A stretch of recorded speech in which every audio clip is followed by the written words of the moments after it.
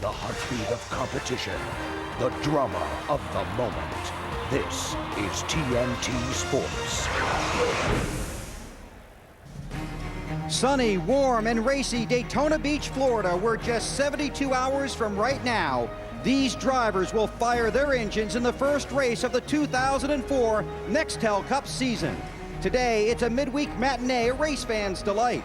For the price of one, you get two all-star sprints that will set the starting field for the 46th running of the Daytona 500.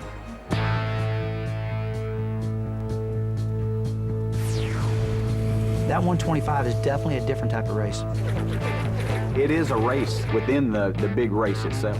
I don't care if I come across the line on my roof, I've got to get myself in this Daytona 500. Every year the 125 gets more and more competitive, and it means more and more for the 500. I think history has showed that if you run well in the 125s, then you are a serious contender for the Daytona 500.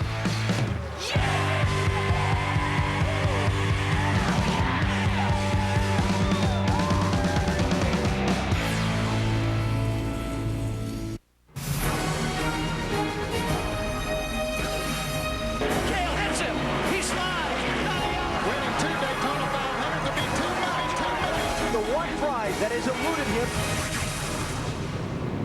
TNT Sports presents the 2004 Gatorade Twin 125's live from Daytona Beach, Florida.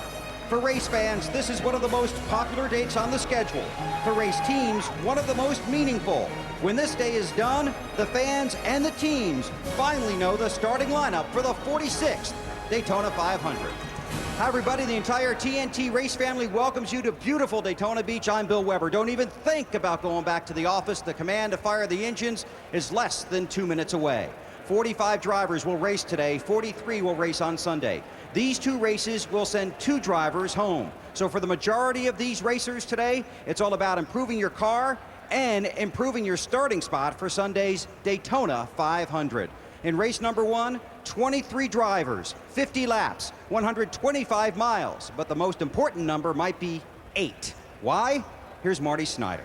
Well, that's because it belongs to Dale Earnhardt Jr., the A car, extremely fast in practice yesterday. In fact, Jr. said at one point, I don't know what you guys did to this car, but it's so good it's got to be illegal. Of course, the car is legal and very fast. And the view that most drivers expect to see today, this one, the rear bumper of the Bud car. Dave Burns. Marty Jr.'s teammate Michael Waltrip had a car that worked well early in the week on the high side and on the bottom of the racetrack. Crew Chief Slugger Labby told me that yesterday they even found a way to make it work great in the middle of the racetrack. He can race it anywhere. Matt Yoakum.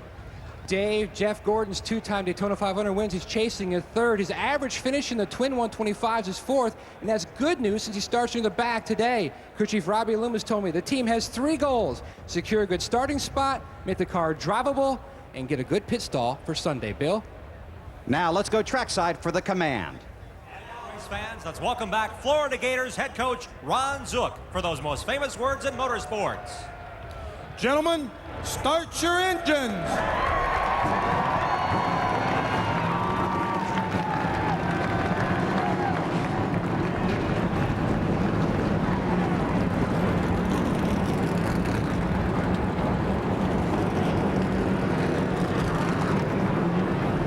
A sun-splashed day of pleasure and pressure. The dash into the Daytona 500 is about to begin on a windy day. Temperature in the mid-80s. The green flag coming up.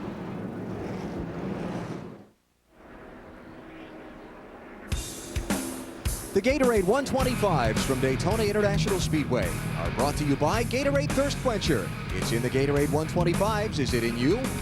The new 4-for-all pizza. Everyone gets the toppings they want, and it's only at Pizza Hut. And AutoZone. Get in the zone. AutoZone. The Gatorade Twin 125's, 125 miles, 50 laps around this 2.5-mile track. Drivers will have to stop at least once for fuel. Tire wear should be a big factor here this afternoon. Who hits the setup and who does not. Restrictor plates will keep these cars tightly bunched up. It should be an exciting afternoon. You've got the best seat in the house.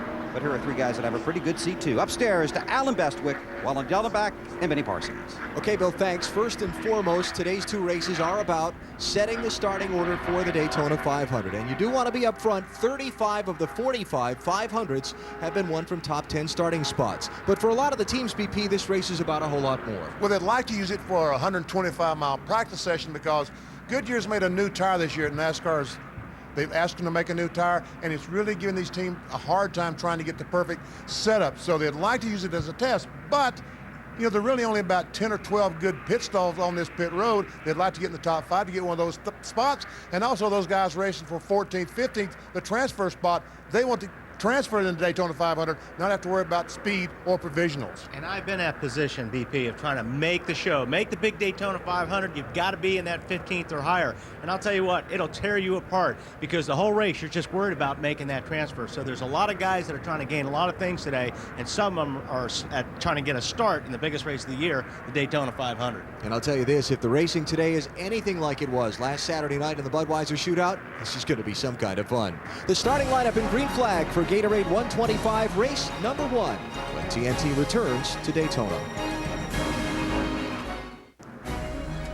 Speed Weeks 2004 from Daytona International Speedway live on TNT. Gatorade 125 race number 1 to get underway momentarily with drivers going 50 laps for starting spots in next Sunday's Daytona 500. Here's the starting lineup for this first race. 23 drivers set to go. Greg Biffle, of course, the pole sitter for the 500. He's locked in no matter what happens today, but everyone else racing to determine whether or not they'll be among those front starters in Sunday's race. Well, as we watch the rest of the field go by, let's try to talk to Jeff Burton. He's driving the NBA All-Star 4 today. Hey, Jeff, Benny Parsons, you got me? BP, I got you. Starting inside the 5th row, do you have a plan to get to the front? Yeah, we're looking forward to getting our year going here in a good way. Got a real fast car in front of me, got a fast car behind me. Hope to stay with those guys until the pit stop, and then it's every man for himself. Pit stops are going to be important. You guys have worked all winter for these pit stops. What, 13 seconds? Got the best crew on pit road, baby. Just put it in their hands and let them do their deal. Well, good luck to you, Jeff. Jeff Burton in the NBA All-Star Ford. Starting back in row number 5, 9th position today. Jeff talked about some good cars in front of him and some good cars behind him. Michael Waltrip is right in front of him, and John Andretti is right behind him in the Dale Earnhardt Incorporated Chevys. Let's get some stories from pit road as we're a half a lap from the green. Dave? Alan, Greg Biffle's first NEXTEL Cup pole guarantees him that first starting spot on Sunday, as you said. So is he going to stay out there and race all day? He told me an hour ago, yes, he is going to. They want the experience, as Benny referred to. He's also glad that he gets to practice start the race today, because he's going to have to do it again on Sunday. Marty? Dave, you're not allowed to use your Bud Shootout car as your primary Daytona 500 car. Unfortunate news for shootout winner Dale Jarrett. His car has really struggled in the 500 setup, and they, especially in conditions like this, very warm and sunny. DJ just told me a moment ago, the winner today will be able to hold the car wide open for all 50 laps, something the 88 has yet to do. Matt? Marty, Tony Stewart is used to digging himself out of a deep hole after qualifying here in Daytona. The average start for Tony in the past two Twin 125s, 17th, but he pulled off finishes of 2nd and 4th. Look for Tony to work his way to the front today with the help of Jeff Gordon. Both friends knew they were in the first Twin, so they worked together during practice on Wednesday. Bill? You need somebody to root for today? Well, some of these drivers today are dreaming of winning the Daytona 500. Some are dreaming of just making the Daytona 500. Because of a poor qualifying run, a few owner points, and no provisional, they have to race their way in. That's a lot of pressure, as Wally talked about. 2 of these 45 drivers on the track today will be spectators on Sunday. Alan, take us to the green. Pace cars off, Bill, and we're set to go. Greg Biffle and Dale Earnhardt Jr. will lead this field of 23 to the green flag to start the first of 50 laps in the Gatorade 125's race number 1.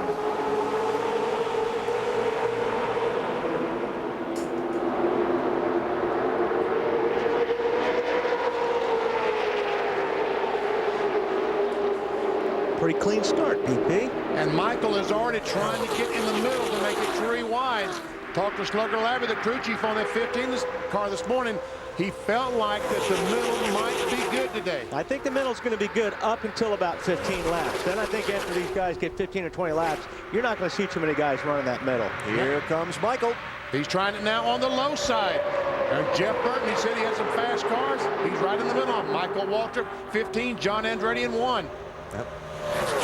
Those 2 cars of the 3 out of the Dale Earnhardt Incorporated stable that have so dominated races here at Daytona and at its sister track, Talladega.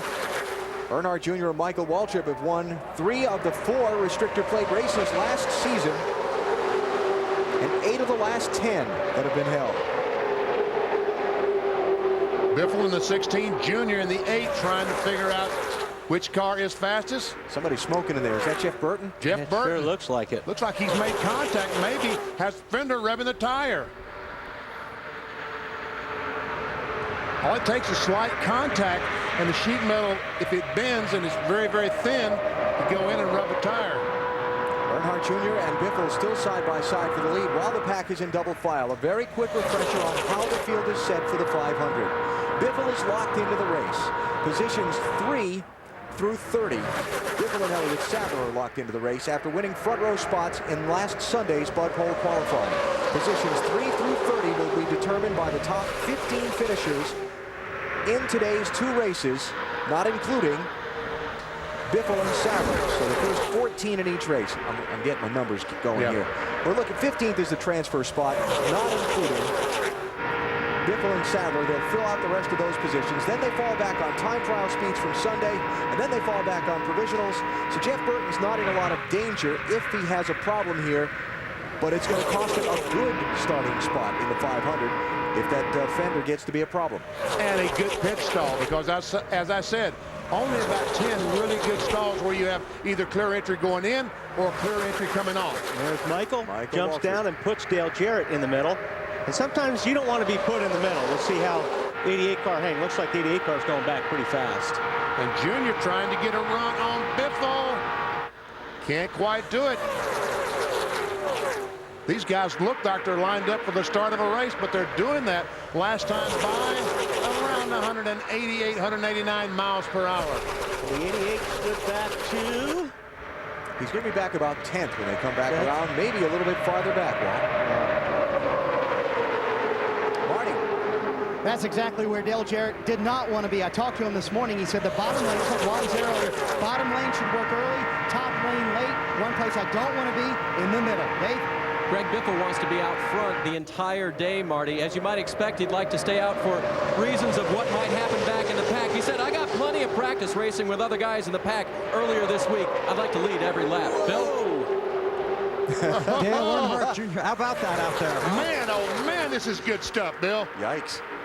Jamie McMurray did that last Saturday night in the Budweiser shootout. Remember, from the start-finish line down to turn 1, he wedged his way up there 3 wide and got a couple of spots. So you were saying, Mr. Weber? Yeah, just Junior very quiet on the radio, was concerned already about pit strategy on the pace laps, but as Marty talked about earlier, this car very strong today. Expect to see it up front over the next 4 days. Now what we've got is Michael Waltrip and Dale Jr. lined up nose to tail, so we'll see what happens with those two if they can make their way to the front. Biffle leads, McMurray second, then the side-by-side race for third. How about Jeff Gordon? He making any headway up through the pack, Matt? He is slowly climbing up the scoring pylon up to 16th. Gordon's biggest concern today, patience, not for himself, but for the other younger and inexperienced drivers in the race. He didn't want their mistake to take him out. He made a funny little comment. It's funny how that front row looks so far away, yet it's just so close. Marty? Matt, after things settled down, Dale Jarrett came on the radio and said he felt like the car died for a second. The engine died. Wasn't an ignition problem. They didn't have to switch boxes. They just felt like it died, then it came back to life. Not sure exactly what could be wrong, but he said it's not skipping right now. Just felt like it died for just a moment. And we see he's all the way back to 21st position. And Jeff Green in the 43 car is struggling right now. See the blue and orange car? Tony Stewart ran in turn 3 up on the back bumper, almost ran in the back of the 43. And now he goes on the outside, so Jeff Green some problems. Stewart is really trying to squeeze through there. Gets it done. That's going to be back for 15th place. Where Tony Stewart is trying to make some headway toward the front.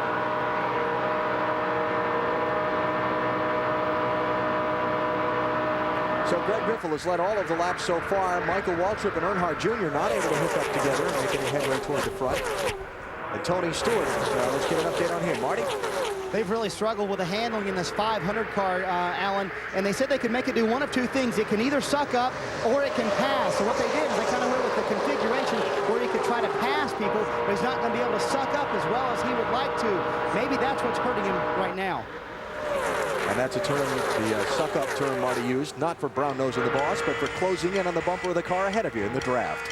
Just underway. We'll come back instantly if something happens. For now, we take a break from Daytona. NASCAR in-car on in-demand is back this season. You get in-car camera channels with virtual dashboards, real-time in-car data, and live team audio. If you got digital cable, call 1-888-SPORTS-IN and order the season package. Changing the top 5 as we come back to the Gatorade 125's. Michael Waltrip took 4th from Jeff Burton a minute ago. Now he is taking 3rd away from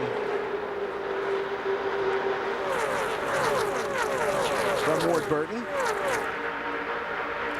And Dale Jr. just not able to make any progress in that outside lane.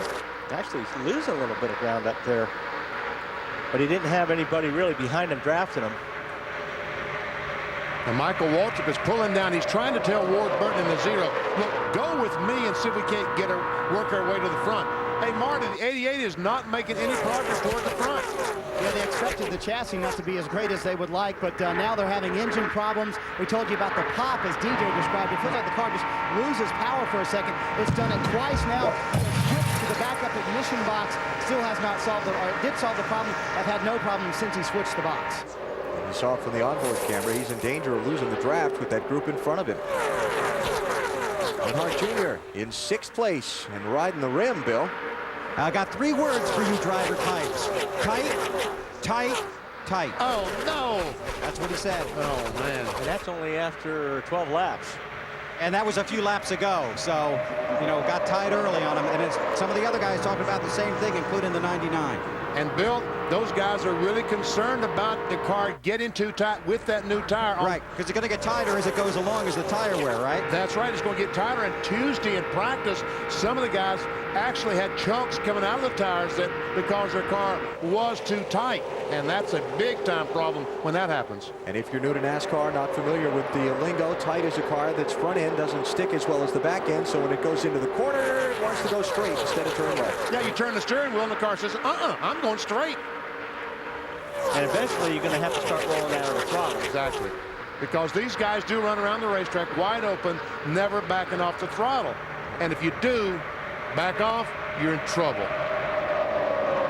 24 of Jeff Gordon not making any progress up through the pack either, Matty. Bouncing back and forth between 13th and 17th. Jeff just keyed the mic and said the car is really tight on the low side. I messed ourselves up. I'm going to have to drop back and start all over and work my way back to the front. I cannot use the low side. I've got to use the high side, Dave.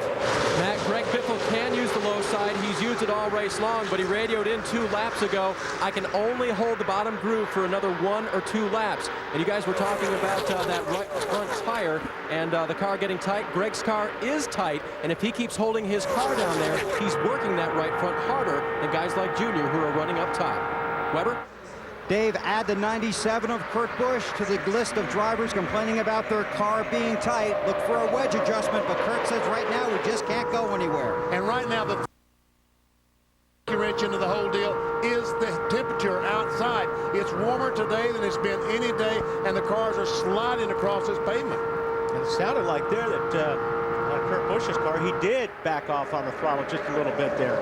And a really bad turn here when you're tight, BP, is turn 2, because for some reason over there, if you're down on the bottom and you have a car on the outside, you just fly up the racetrack, and you really got to jump out of the throttle.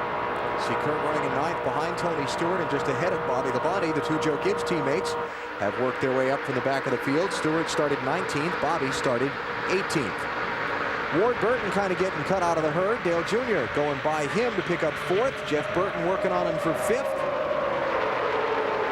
And John Andretti for 6th. No drafting help for the 0 car in that bottom lane. 43 car, Jeff Green driving for Richard Petty. Matty's all the way back next to last. The hottest day of Speedweek's proven to be a major hindrance for Jeff Green's progress to the front, all the way back in 22nd. It's both loose and tight. He said it slides to back, getting into the corner, and then when I try to get it to turn, it just won't turn and starts to plow. That's the major reason why they are slowly fading and losing sight of those leaders. I talked to some of those crew chiefs this morning, Wally. One of them said his car was aero tight. In other words, the wind was making the car tight, but the chassis itself was loose. Yeah. Man, what do you do with that? And then, especially when you're in traffic, that hurts your nose even more because they're stealing air from the nose of your car, so you're not getting that air to help push the front of the car down the racetrack to give it grip. This is for 7th place as Bobby Labonte takes it away from Ward Burton and continues trying to move toward the front. Greg Biffle has led all of the laps so far, about to complete the 17th of 50 in the first Gatorade 125. The first of today's Gatorade 125-mile qualifying races. Live from Daytona International Speedway on TNT. Greg Biffle started on pole. He's led all of the 20 laps so far. But Michael Waltrip has moved up to second, passing Jamie McMurray a second ago. You see McMurray with the star on his hood, all by himself with no drafting help. Kind of getting shuffled back. Dave Burns. Alan, we're keeping our eye on those DEI teammates, Michael Waltrip and Dale Earnhardt Jr., and they asked Michael which lane works better, and Michael said, I don't care. Tell him to pick a lane. I would assume that him is Junior. Weber, are they telling Junior which lane? Well, Junior got on the radio and said, get Michael to pick a lane, so the team working back and forth, but Junior's car is so tight, he said on the radio he cannot close up to the 15. Look for the 8 on pit road around lap 29 or 30. The 5 car may be losing an engine on the track. Uh-oh, Terry Labonte, that would be trouble. He's back in 15th place. By the way, while you're watching the ticker come across the top of the screen, see the names in white right now. When we get to the transfer spot, which at the moment is Terry Labonte, after that, yellow. Oh, trouble off turn 2. That could right be front the tire, Scott right Riggs. Front. Yep. You see, you knew that somebody was going to lose a right front and give everyone else a break. Because those cars, all of those guys look like they're tight. They all moved to the top of the racetrack, and we still had 8 or 9 laps before they were going to pit. And now, if they pit now, they're going to have to run about 30 laps. They're going to really be sitting on pins and needles those last 10 laps. All right. So caution out for the first time today. Comes out at lap number 22 for Scott Riggs, who was running in 18th place and had trouble off of turn number 2 in the 10 car. So all these cars will dive on the pit road next time and make those much needed adjustments. And I think some of those cars are overheating, Wally, because the ambient temperature is warmer today. They use tape on the grill so they only allow so much air to go through to cool the radiator. It's been 210 degrees. As the ambient temperature goes up, so does the water temperature inside the car. They got to get some of that tape off, which will hurt their handling. Right, that's right, because when you take the tape off the front, you open up that grill more, and it takes downforce off the front of the car. So, yes, BP, that's going to make these cars push even more. Check out what happened to Scott Riggs, top of the screen. He was in the corner. Yeah, way up there, in between one or two. That might be a situation. Someone was talking about getting loose going in the corner.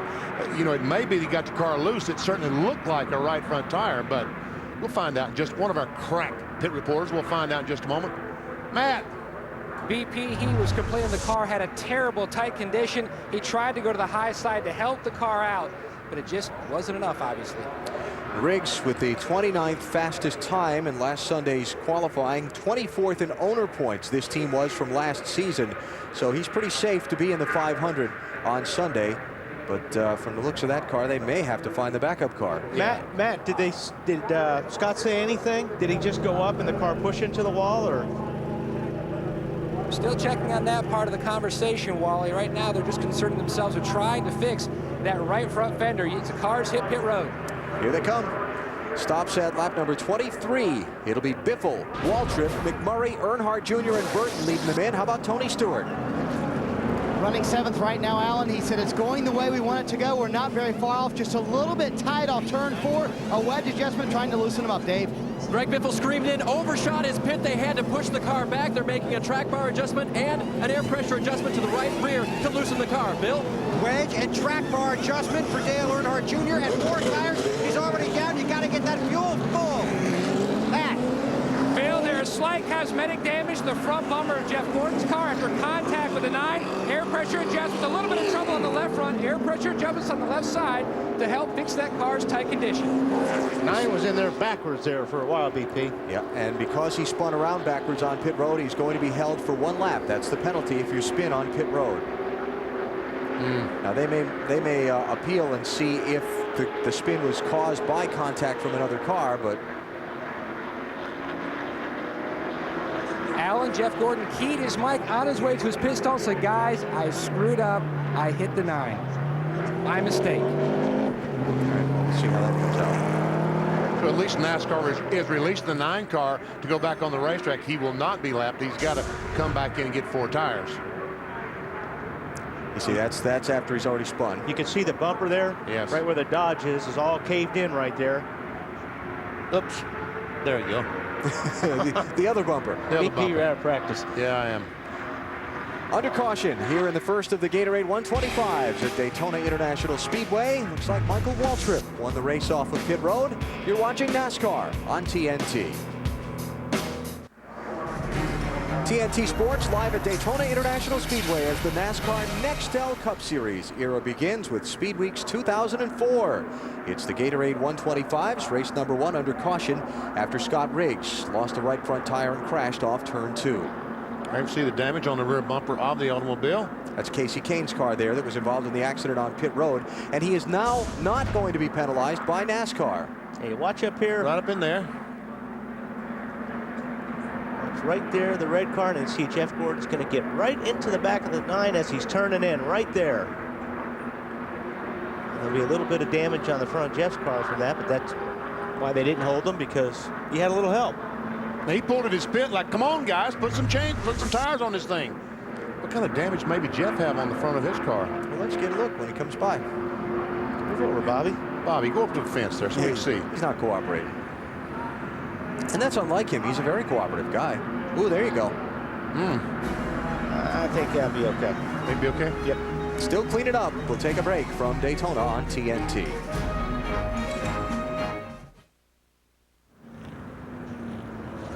The Daytona 500 kicks off on Sunday with a very special pre-race ceremony. It's the NEXTEL Tribute to America. Be sure and tune in as Grammy Award winners Lee Greenwood and Leanne Rimes join a cast of thousands to celebrate America and the Great American Race. It's the NEXTEL Tribute to America Sunday during coverage of the Daytona 500 on NBC. President George W. Bush will be on hand for the 500 on Sunday, and that'll make the tribute to America a little more special, won't it? Yes, it will. Should be fun. All right, we're still cleaning up, but closing in on the start here. While they wrap up this caution flag, let's check on pit road, Matt. Jeff Gordon restarts in 10th. Robbie, what happened on pit road between your car and the 9? I guess it's one of those unfortunate situations. I guess Casey Kane had stayed out a little bit late from what I saw on TV. Didn't realize where his pit was when he checked up that time. Jeff got in the back of it. Messed up our upper grill a little bit, but DuPont Chevrolet seems pretty good. We got 4 Goodyear Eagles on there. We'll see what we can do with it. And the tires that came off the car looked so per Robbie. Dave? Tommy Baldwin is the crew chief for Casey Kane. Did you guys talk about the incident after you saw it, and what'd you tell Casey? I told him it was really a nice job for his first Winston Cup pit stop. But, you know, it's no pressure day today. You know, we're just trying to learn. He's done a good job. Car's handling pretty good. You know, the Dodge, UAW Dodge dealer's car is it's pretty good. We're happy with it. Just pass one car at a time. Take this as a learning experience today to, you know, gain some trust with the other drivers there, and kind of lost track of where his pit stall was there. And we talked about see if we could do it a couple things different for Sunday, but everything's okay. Bill Weber? This is the right front tire off the car of Kurt Busch. His crew chief, Jimmy Fennick, told me they were running it easy, running high on the track to take it easy on this right front. But Benny and Wiley, you can see how this is worn away right down to the cord here. This is just 22 laps on this right front tire off the car of Kurt Busch. Obviously, he said his car was tight, and this didn't help it at all. Man, I hope these guys in the next race aren't watching this right now. This is not what you want to see when you got to go out there and go racing. Because the light-colored string is the cord. The next thing is the air. Yeah. Well, if anything, they've let somebody else figure out how far they can go and what the limits are. You know, one concern in the Daytona 500, I don't think it'd be too big a deal today, but the tires, the rubber's coming off the tires, they're wearing rather quickly. I think some of that rubber's going to get up in the grill and make these cars overheat. The water temperatures shoot up. Back underway, and the first one out of line is Ward Burton. Single car down on the bottom, unfortunately. Yeah, nobody's gone with him. Well, here comes Jeff. Jeff Gordon. Well, they break down. That's back for 6th place now. They're side by side. Greg Biffle, who led all those earlier laps, had a bad pit stop, came out 12th position. Yep. Michael Waltrip leads. Earnhardt Jr. is second. Jeff Burton third. Jamie McMurray fourth. And John Andretti fifth off the pit stops. Then the side-by-side race for sixth. There's a sight we've never seen at Daytona before. Earnhardt Jr. pushing Waltrip. Cleared back to the line now. You guys have really separated yourselves here temporarily. Temporarily is right. Yeah, temporarily is very good. Transfer spot, Kurt Busch in 15th. And Jeff Green just outside the automatic transfer into the 500 in 16th. Bill. Allen Jr. during the caution said the car is good, and the setup was what was hurting him right then. It's good one day, bad the next, good one day, bad the next. This is a good day for it, but he says for the changes they made under the caution, they're going to try and run the bottom, hook up with Michael, and drive him around the track. See how it works out. So far, so good, huh? So far, so good. We saw Junior. Oh, look out. Look out. You can't go down there. That yellow line is out of bounds. Johnny Sauter in the 30 for Richard Childress Racing. You cannot make a pass there. You've got to back up and let the car back in front of you as you pass. But Johnny Sauter doesn't seem to be past anybody down there, so he's okay. Looks like he went down there to avoid an accident, then lifted off the gas, and that lift off the gas not only put him back behind the cars he was behind, but look at the gap up to the cars he was racing with. You get out of that gas just for a second, and that's how much you lose, and then it's really hard to make that ground back up unless you've got somebody behind you pushing you. What happened? Right side of the screen. I think there just went some blocking going on there is what that was all about. That's Derek Cope in the middle car and Jeff Green in the 43. So you're right. He had no choice but to go down there to avoid running in the back of the 50 of Derek Cope. Oh, guys, play nice. Cope got in the back of the 43 car, a little bit of Jeff Green, too, right there. That race for sixth is sorted out single file. Ward Burton now ahead of Jeff Gordon.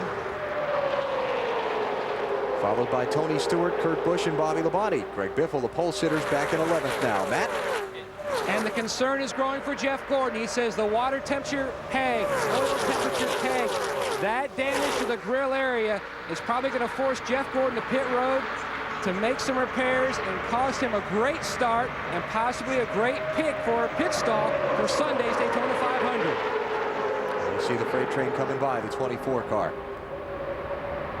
I guess he'll try to back off, getting clean air, see if the water and oil will come down, and he'll just ride around the racetrack, hoping maybe for another caution flag that he could go in and make the repairs and then try to race his way back to the front. Remember, this is what happened to Kevin Harvick last year. He and Kurt Busch tangled coming to pit road in their qualifying race, and Harvick went back out and ended up overheating and retiring from the race. Harvick started way in the back in the 500, like 31st, and he was in the top 10 when the race ended up being called for rain. So Gordon fans, don't give up hope, but it certainly adds to the degree of difficulty for winning the 500 on Sunday. Bobby Labonte, 3 wide. Tony Stewart, Kurt Busch. It's going to be for 7th place.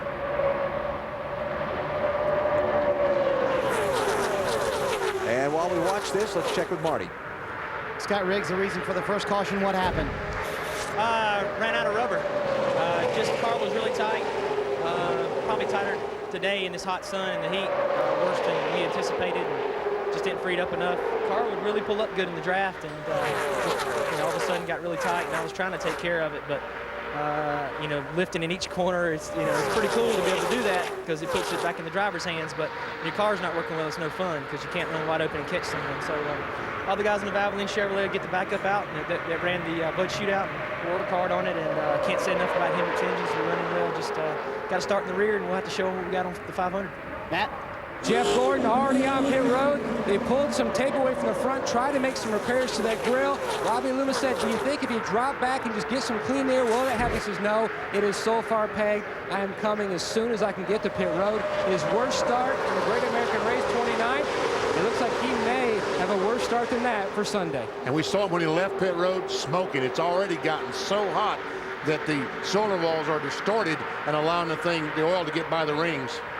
Also on pit road, Andy Hillenberg's car being pushed backward toward the garage. That the Junie Donlevy entry with no provisional to fall back on. Pretty good chance that 90 car will be one of the 2 not in the Daytona 500 on Sunday. Ward Burton and Bobby Labonte for 5th place. 18 car, Labonte down low with a little drafting help from Kurt Busch. How about Jeff Burton, Bill? Trying to hang in there, lost a few spots, got trapped in the middle. They said, be careful in the middle. He said, it's not like I want to be there. But they made a small air pressure adjustment under the caution to try and help that car, which was too tight in the first half of this race. Derek Cope in that 50 car up the 9th spot right now. Yep. He's a guy that needs to be up there.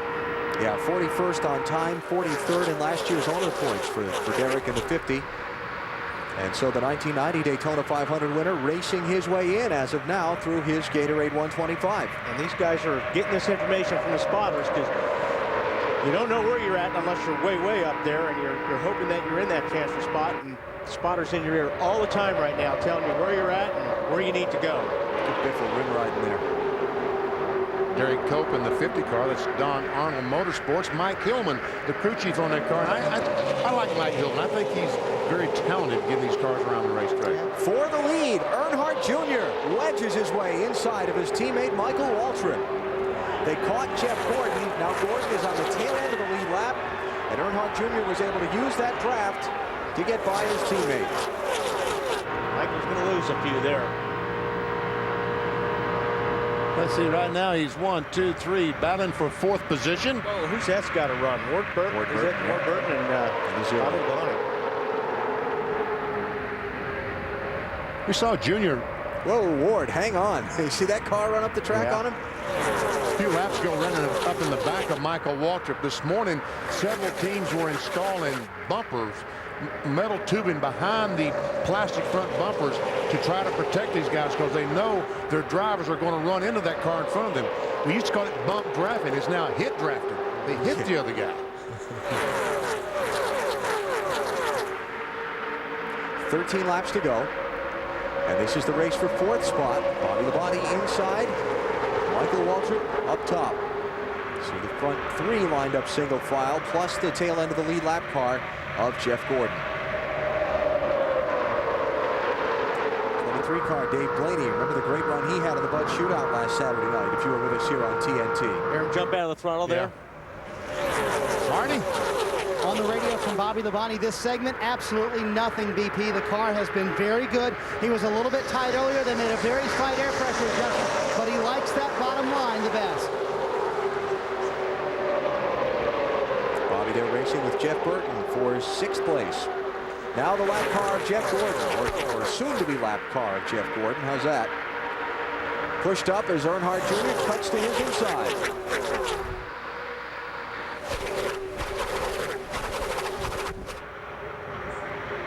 Johnny Sauter, we saw that 30 car fall back earlier and go to last, but right now he's worked his way back to 13th. He's in the Daytona 500. There he is. The AOL car. Matt? Using that bottom line, BP, he couldn't use it before that caution. The car was just way too tight. He had the rim ride up near the wall. His owner, Richard Childers, on the radio, giving him advice on timing as far as which line is moving fast to try to jump in. But he is moving well on the bottom, Dave. Matt Casey Kane is making his way back up through the field. He made a 4-tire change after he came back on pit road, but they made no chassis adjustments to that car. It's working pretty well, just a little bit tight. Remember what Tommy Baldwin said, too? He said to Casey, I heard him say, we're sure glad this happened today and not on Sunday. Marty? Dave, look at Tony Stewart, motor up through the field, up into the top 5 right now. The car, excellent. He said earlier, the race is coming to us. All the changes we made, we guessed correctly. Bill? Kurt Busch hanging on in traffic, 4 tires and fuel on the last stop. 2 turns out of the left rear, and they raised the track bar 2 rounds. So a major chassis adjustment. Remember, we showed you his shredded tire. Busch trying to hang out to the front of this field. And I don't think Busch wants to be where he's at right now, Bill, and that's right in the center. And he had to jump out of the throttle, and we were riding on board with him a little while ago, so I know he wants to get either in one line or the other right now. At 6th, 7th, and 8th places there, racing 3 wide. Bobby Labonte, Kurt Busch, and Jeff Burton. On board Jeff.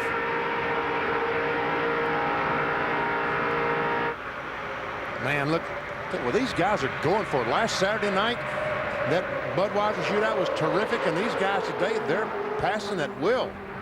John Andretti up behind Bobby Labonte in the 1 car. Dave?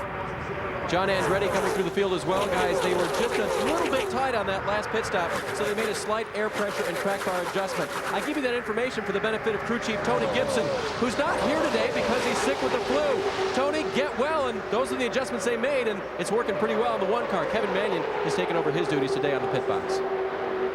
I'll tell you, the tough part for all these guys we've been talking about in this pack here, Dave, is that the front three have sailed away while they've been racing side by side. Earnhardt Jr., McMurray, and Stewart are well clear of this pack with 9 laps to go.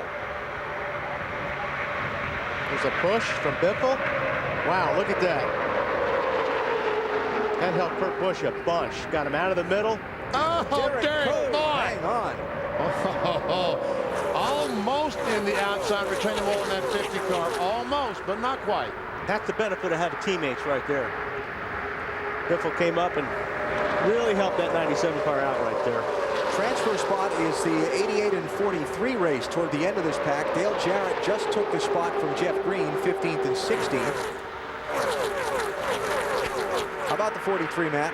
Last year's pole sitter, Jeff Green, here in the 500. He just was bumped out of that transfer spot. They are trying to hold on. Another team who is battling hot water temperatures. The water has climbed to 250, Marty.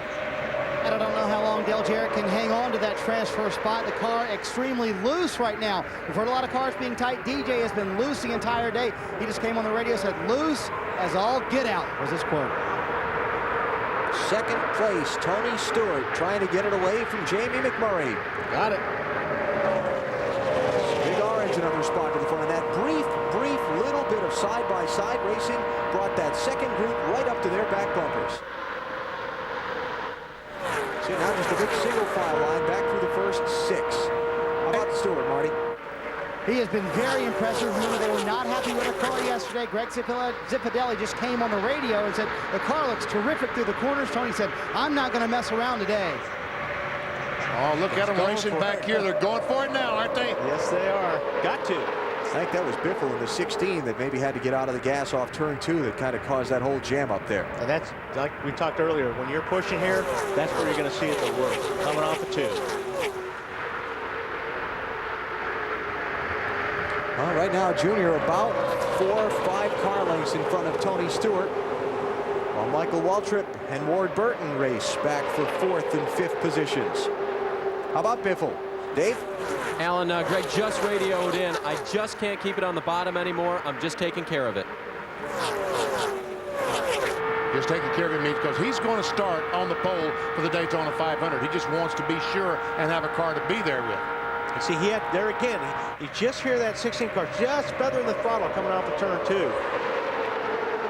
Because he doesn't want to crash this car and have to go to a backup and start all over trying to figure out what he needs on that car. They don't know exactly what they need on this car, but at least they don't have to start over. Yeah, they need it in one piece. Yeah. Exactly. That's the only thing he's got to lose today, is if they crash the race car. Let's try to listen here to Biffle. Goes down into 1. Still on the gas. Just rolled out of it. A little bit getting in. Make the car turn. Get down the bottom. Let's listen here. Coming 1 back. Pretty good there. Still outside. Help's coming. Watch him in the mirror. Still outside the 9. Oh, lost a lot of ground altitude. That's right, because they're backing off, going in 1. Behind the 9 if you need it. There you go. Roll it out. Yeah, he's got his hands full right there. Dave Blaney going by in the 23. Tony Stewart Stewart go by now. Trying to reel in Dale Earnhardt Jr. for the top spot. 4 laps to go in the first of today's Gatorade 125s. The 16's just going to say, have at it. 50 car smoking. Don't do it. Doggone it. Don't do it. He's in the race, isn't he? Yes, he's 10th position. Derek Cope in that 50. Again, 41st on his time trial speed. 43rd in last year's owner points. One of the bubble cars today. Yo! Wow. That was close. That 9 car got awfully loose getting into turn 3 right there. Casey Kane taking over for Bill Elliott in that 9 for Ray Evernham and Dodge this year. Get way out of the front. He's going to get passed by a couple more cars there. It's going to take him out of a transfer spot, possibly. Casey Mears by in the 41. Dale Jarrett working on him now in the 88. And because Greg Biffle is outside of the lead pack, transfer spot now becomes 14th. And that's it. 88 and 9 are racing for 14th. And Cope, will that 50 car last 3 more laps, 2.5 more laps? Boy, and you know he's feeling it too. He knows it. He knows he's in the race right now. He's got to hold that spot for 3 more laps. A lot of pressure. TNT Sports is live at Daytona International Speedway with Speed Weeks 2004, the Gatorade 125, the 2 races to set the starting order for Sunday's Daytona 500. We're down to the final couple of laps in the first of today's 2 races. Dale Earnhardt Jr. is leading. We're watching the final automatic transfer race into the 500 between Dale Jarrett in the 88 and Casey Kane in the 9. And as long as those guys are racing side by side and even 3 abreast, that's going to help those guys in front trying to stay in front of them. John Andretti getting in the middle of it in the 1. And they got the 1 car in the middle of the mix, but here comes the lead. Junior in the 8, leading Tony Stewart in 20 the 2nd spot. If Tony Stewart were to win this race, it would be unbelievable because they have complained all week about how slow their car has been. But here he is in contention for the win. Tony started this race in 19th position. Junior started 2nd. Greg Biffle led the opening 22 laps until a set of caution flag pit stops. He lost the lead in the pit stop. It was Michael Waltrip off the pit road first, and then Junior took the lead from him at lap 37. We've now started lap 50. White flag is up. Dale Jr. seeking his 2nd win in a Gatorade 125. He won his qualifying race a year ago. His other 3 performances on Thursdays here at Daytona finishes of 4th, 2nd, and 2nd. It's a pretty impressive record. But Tony did complain about his car not being able to close up. You see that gap of 3 or 4 car lengths between him and the 8? That's really what he's complaining about. It will not make up that gap, will not close up on the back bumper of the car in front of him. Well, his father won 12 of these Thursday qualifying races at Daytona. Today, Dale Earnhardt Jr. takes his 2nd. Earnhardt Jr. wins race 1, close race for 3rd at the line with McMurray edging Michael Waltrip, it looks like. And Cope lost 2 spots on the last lap. They put him out. He finished 16th. He was running 13th. John Andretti there in the 1, just finishing outside the cut. No, he did. No, he did, because Greg Biffle passed Cope also. So Andretti got the last transfer. And the 50 car there left of screen has got to sit back and nervously watch the results of race 2 to see if he'll be in the Daytona 500 or if he'll be watching on Sunday. Let's go to Matt. And Tony Eury Sr. just climbed to the pit box, and what did you tell me? You've got a lot of work to do still? Yeah, our car's not very good for some reason. Car was real strong yesterday in practice and was real happy with it. Went back today with the sun out, and it's not very good. So we pushed the right front tire off in that first 23 laps or so we run there when that caution came out. And seems like our teammate don't want to be a teammate no more. So we ended up dumping him at the end to go on and win the race, what we're supposed to do. And that's the way they want to play. That's the way we're going to play. Should make for an interesting Sunday, guys. Wow, that was strong. Michael Waltrip reference there. Woo. So Dale Earnhardt Jr. picks up in the neighborhood of 50 grand for winning today's first Gatorade 125 as we check out the results. Tony Stewart from deep in the pack the 2nd. And what this means is that Earnhardt Jr. will start 3rd, Stewart 5th, McMurray 7th, and so on in Sunday's Daytona 500. This is the inside line for the lineup of the Daytona 500. There we see Andretti, the last car to transfer in today's race. And Derek Cope in 16th place. From there on down, did not make the cut. They'll have to wait for the results of the 2nd race and then go back on time trial speed and provisionals to fill out the 500 field. So race number 1 is over. We'll talk with some of the finishers and then set the stage for race number 2 when TNT returns to Daytona.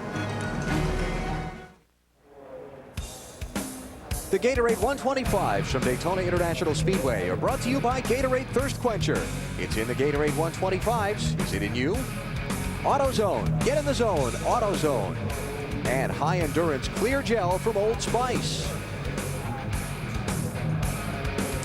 Race number 1 of the Gatorade 125 is over here at Daytona. Dale Earnhardt Jr. is in Gatorade victory lane with our Bill Weber.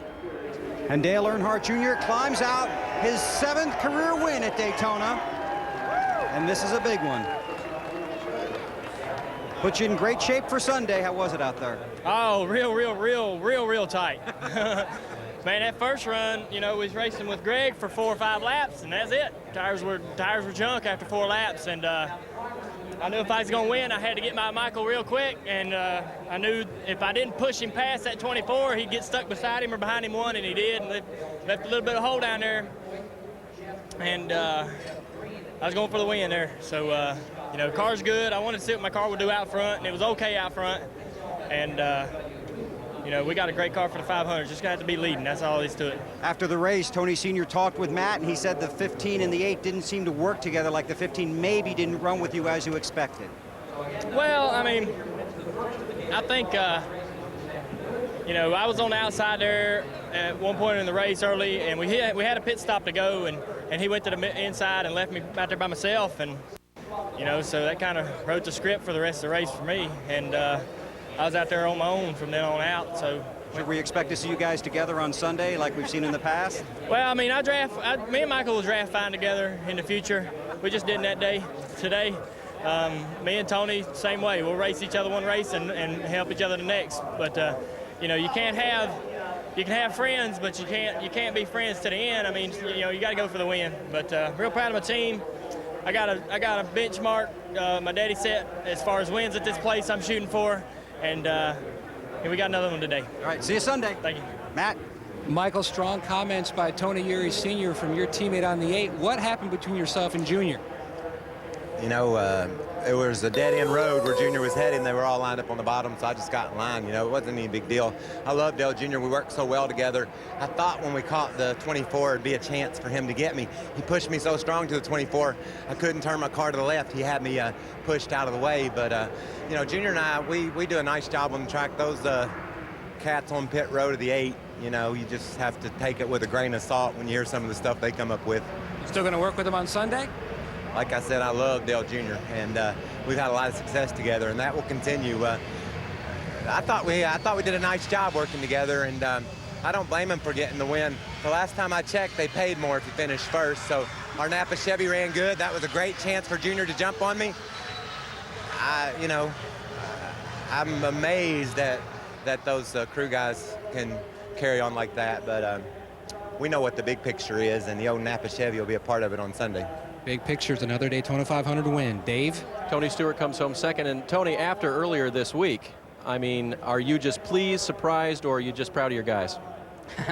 Well, I'm somewhat surprised, I have to admit, but I'm also extremely proud of my guys. I mean, we kind of knew what position we were in the last couple of days, you know, with horsepower. So we just really worked on our car and tried to get the handling the best we could. And, you know, that's what happened today. We just outdrove those guys. We had a car that drove better than a lot of their cars. And, you know, when it came time to move around on the racetrack and go places that we needed to go, you know, we were able to do that with a good car. So I'm proud of all these guys in the Home Depot team today. This will now be Tony's best start since his outside pole in 1999. Marty?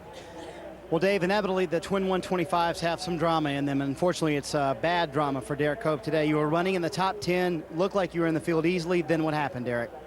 Oh, I just tried to, I had a run at Andretti, and then he tried to, you know, move his way in line, and then he just tried to hit me in the rear and turn me sideways. I saved it, but I lost all my momentum, and then out front we're tough without nobody pushing, and I thought Mears was going to hang with me, and, you know, he got me on the outside. A mistake on my part, but, you know, just a fun race, you know, and just unfortunate that we come up a little short. We'll just have to see how the second race goes and see if we get in or not. How difficult will it be to watch that second race, Derek? I've been there before. I'll be there again probably, so I'll just get up there and cover what comes may, you know. We'll deal with it, but it's unfortunate for these guys because, you know, they gave me a great race car. Mike Hillman, the guys, I got oiled down the first segment.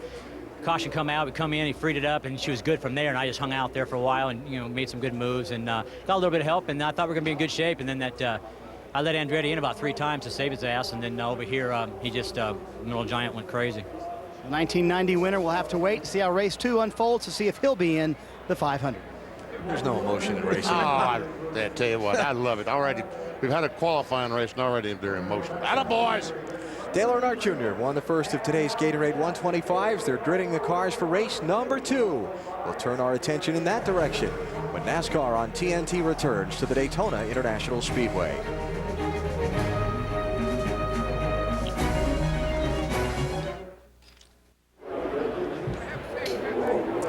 Huge sports week here on TNT, from Daytona and NASCAR Speed Weeks to Hollywood and the NBA All-Star Game. Sunday night, TNT presents the NBA's brightest stars. On LA's biggest stage. Truth about Kevin Garnett, best all-around player in the game. Truth about Vince Carter is, did you see that? Truth about Iverson is, now you see him. Oh, watch out. Now you don't. The truth about Shaq Diesel, only the most dominant player on planet Earth. Let the truth be told. The 2004 NBA All-Star Game. Live from Los Angeles. Exclusively on TNT. Welcome to my house. Got the rookie game on Friday night in prime time for the first time. LeBron James and Carmelo Anthony are going to team up. Yao Ming's going to head the sophomore team. They're going to play again Saturday night, the slam dunk contest and three-point shootout, preceded by 3 hours of All-Star Weekend programming. And then Sunday, the 53rd NBA All-Star Game. Shaq, Tim Duncan, and more mixing with the stars of Hollywood. NBA All-Star Weekend on TNT coming up. Dave? And the man who carried those All-Star colors, Jeff Burton, to a 5th-place run here. And I heard you describe an imperfect race car to other guys. Well, we've got a mechanical issue going on with, I don't know what it is. The thing quits running. It misses and pops, and then it does it the whole rest of the race. The first 5 or 7 laps, it's fine. And then it'll start doing it. It's done it every day, and we can't find it. We've changed everything in the car, and I just can't seem to find it. The handle's pretty good. It's not quite as good as it needs to be, but if we can get that thing out of it, it's going to go real fast. All right, more work to do, but a great starting spot for Jeff Burton. Alan? He's kind of describing the same thing the pit reporters were telling us about from Dale Jarrett's car earlier, too. Race number 2 is next on TNT when we come back to Daytona.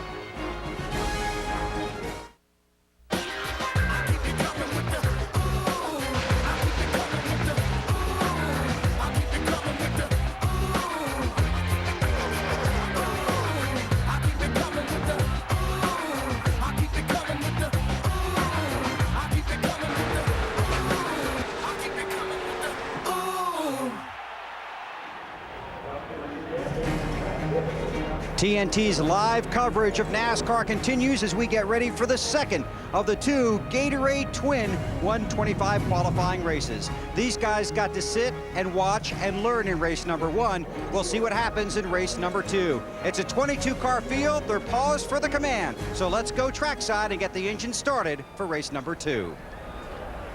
And now here to give the command is the Grand Marshal of Gatorade race number 2, Curtis Lepley, the merchandising manager of South Florida ExxonMobil. Gentlemen, start your engines.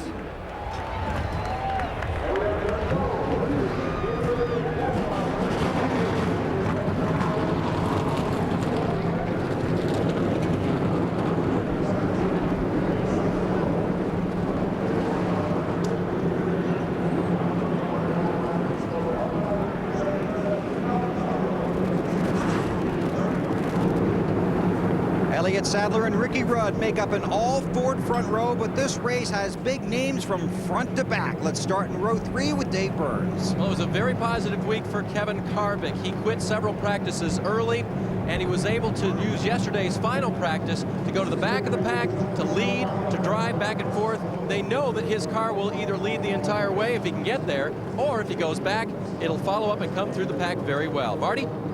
Dave, practiced yesterday not so good for Jimmy Johnson and Chad Knaus. The car had right front tire problems. I asked Chad what he learned from watching the first race. He said, my worst nightmares are coming true. That's what I learned. Someone is going to have right front tire problems in this race. I just hope it's not us. Matt?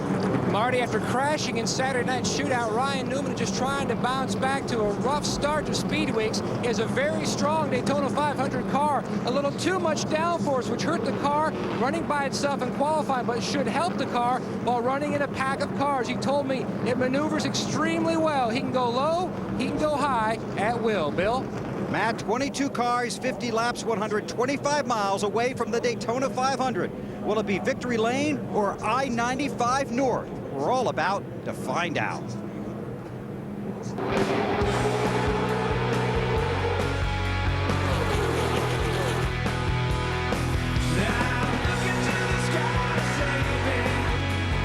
Looking for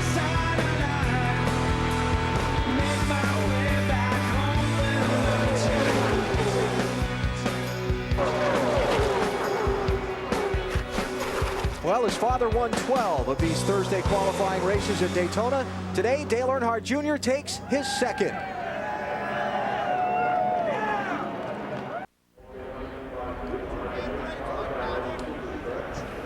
Welcome back to Daytona. Why do you really want a good starting spot for Sunday? Well, only twice has the Daytona 500 been won by a driver starting outside the top 20.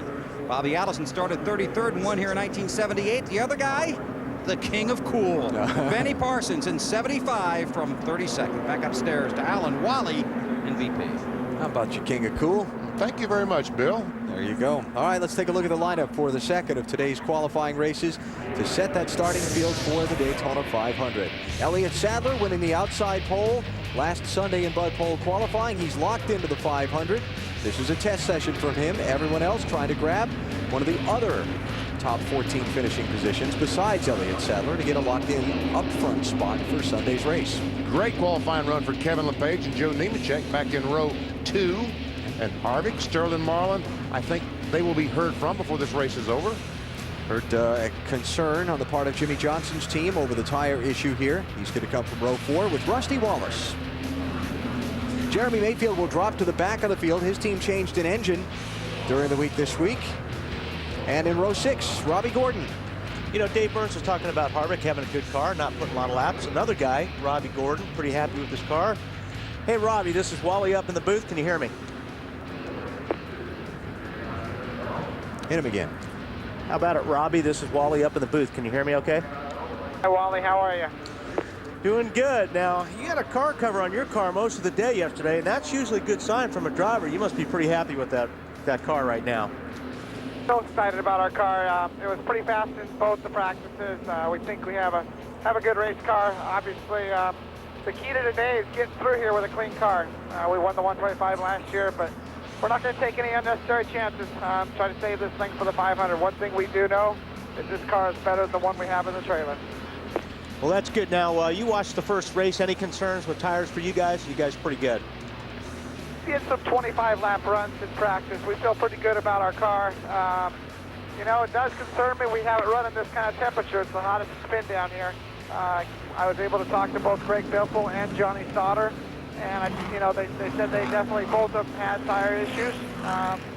Unfortunately, our car was already pushed through tech at that time, so there's nothing you can do about it until after the first stop. I'm sure Chris Andrews and everybody on the Singular Wireless team will make some changes to it, and hopefully it's the right one so we can take this thing to the front.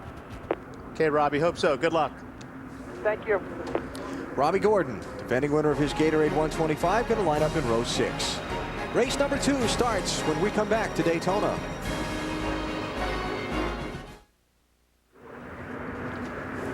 TNT's live coverage of the NASCAR NEXTEL Cup Series is from Daytona International Speedway. A beautiful mid-80-degree day. Hope it's like that where you are. And we're getting set to watch Gatorade 125 race number 2. They are less than a lap from the green flag for the second of the qualifying races. And let's head down to pit road. Bill, what do you have? Alan Elliott Sadler will start on the front row for the Daytona 500. Will he protect his car today? No. Crew Chief Todd Parrott says they will race for the win. Ricky Rudd won the pole here in '83. His best finish third in '81. His best chance to win the Daytona 500 might be 2004. We'll see what happens. Matt? Bill, the window for Rusty Wallace to win his first Daytona 500 is slowly closing. 0 for 21. If this is the magic year, he needs to help himself today with a strong starting spot. But what the 2 team has to deal with, 2 new pit crew members. They tested guys yesterday, put them on a plane today. A new jackman and tire carrier for Rusty Wallace, Dave. And Mark Martin is also looking for his first Daytona win. He has been using words like perfect to describe his car all week long, and he just radioed to his guys, this is a warm-up for Sunday. We can do this thing. Marty? Dave, defending Cup champion Matt Kenseth has what he describes as an average car for this weekend so far. They've gotten it better as the weekend has gone along. Now this morning, Robbie Reiser told me the tire wear has been so good for us, I would consider taking only 2 in this race. After watching the first race, no way. I've got to have 4 tires if you're going to win this thing.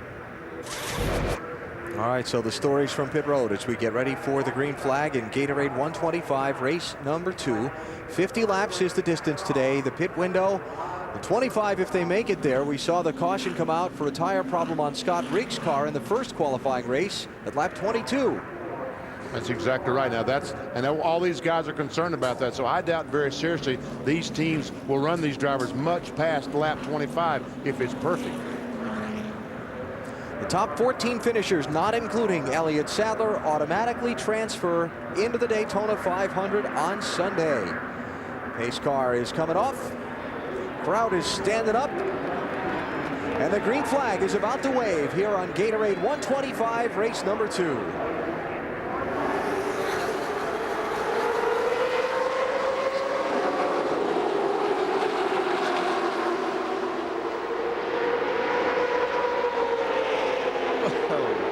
Kind of the page. Wanted to go down low. Nice drafting push from Kevin Harvick behind him in the 29. And so the inside lane starts to move forward. A lot different than the first race when Biffle and Junior ran side by side for about 4 laps. Already Sadler has the lead, and Ricky Rudd has moved back to about 4th or 5th and a half lap. Oh, here he comes. So fast. Look at that second lane come forward. Ricky Rudd up to the outside of Sadler for the lead. 3 deep farther back, Jeremy Mayfield, who dropped to the end of the field. Trying to come forward. He had changed an engine during the weekend, as had the Ken Schrader team. Well, I'm impressed with Ricky Rudd. I thought was completely out of it. Here he comes by himself with really no drafting help. Joe Nemechek behind him. Now finally Nemechek gets up there. The 0-1 car of Nemechek this morning, Ryan Pemberton and the crew installed a bar behind the front bumper so he could go up and knock those drivers past their competitors. And Joe was pretty concerned about tire issues a couple of days ago. And talking with him this morning, he said that they thought they got the car a lot better, so they weren't as concerned about it as they were a couple of days ago, but it's still there. It's Mike Skinner back in the middle of that group in that blue car trying to work his way to the front. Another car that really needs to get in the top 15.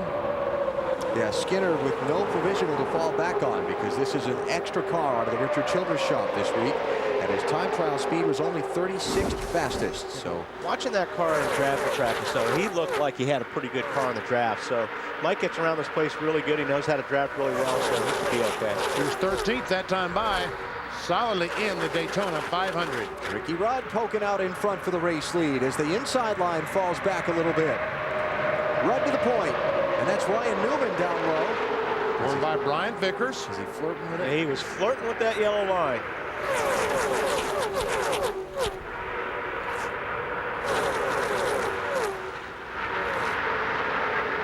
Wally's a pretty cool customer up here in the booth. He's pretty relaxed when he sits back in his chair and watches, but when he jumps up to the edge of his seat and starts looking and pointing, something's got his attention. That's right.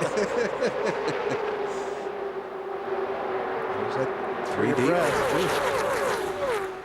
Was that Jimmy Johnson Jimmy up Johnson there? in the center. Then you've got Robbie Gordon there.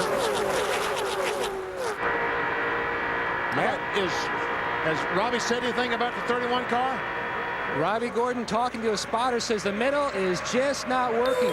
Right before the green, Richard Childress said, you need to conserve the wear on that right front tire. Go to the high side and just save it. Robbie said 10-4. I've already talked to Johnny. He's trying to work his way up to the high line. Yeah, that sometimes takes 5 or 6 laps to get an opening to where you can get up in the high line. Right now, he's tucked in behind Ricky Craven. Did you see Yeah, these guys Sterling are just Marlin cutting it close. in the Coors Light car, the silver machine, just about got into the left rear of Joe Nemechek, trying to get underneath him and fill that gap in the trial. That's for 3rd place. Harvick in the middle now. Marte, what are they saying about the 48 of Jimmy Johnson?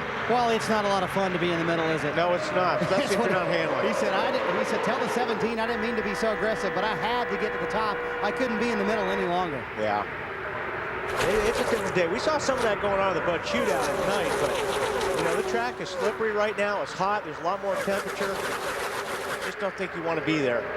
And Ricky Craven is there now. And again, you're right. He doesn't want to be there. But now he's clear. He could go up if he wants. How about Ricky Craven, Matty? One advantage, Alan, to running in the second Twin 125. You can listen on the radios to what the other teams were talking about during the first Twin. They heard so many teams running hot. Ricky Craven's team took a little extra tape off that front grille just so when they were tucked up for traffic, the car would not be running too hot. Now they got Harvick going to try to go through the middle. Boy. I don't know if that's going to work or not. Got a pretty good run on Kevin LePage right there, but he let go it off.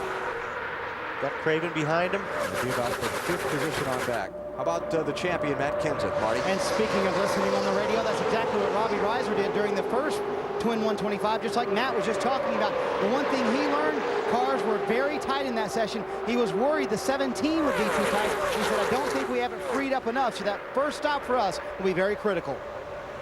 That 3-deep race is for 8th position. Kevin LePage on the inside, Ricky Craven in the middle, and Matt Kenseth up on the outside. Robbie Gordon drops down behind LePage. He's going to give him a push, maybe? Not quite. And Vickers is trying to push the 32 of Ricky Craven. That's Vickers in the blue and black 25. A Rebecca's Rookie Challengers this year. So excited at the prospect of racing in his first Daytona 500 on Sunday. I asked Brian, he was the NASCAR Busch Series champion last year, and I wondered what was the biggest difference to Busch and the Cup. And he said, man, these Cup guys, they are aggressive. They go for it every lap. Marty? That's exactly what I was going to say. I talked to him this morning about the same thing. He said he couldn't believe how aggressive these guys were. He had to step up his game a little bit. He said to me, this ain't the Busch Series. Nope, troubles. We got somebody pushing out water out there all of a sudden. Kevin LePage, yeah. Blew the motor. Blew the motor. There you go. That's too bad. Kevin started this race in 3rd position. He'll be in the 500, no problem. He had the 6th fastest time trial speed to fall back on. But they have some work to do between now and Sunday on the 4-car. Ricky Rudd, Elliott Sadler, Sterling Marlin, top 3. A little breakaway at the front of the Gatorade 125, race number 2. TNT Sports live at Daytona International Speedway with the NASCAR NEXTEL Cup Series. Looking to set the starting field for Sunday's Daytona 500. This is the second of today's Gatorade 125's.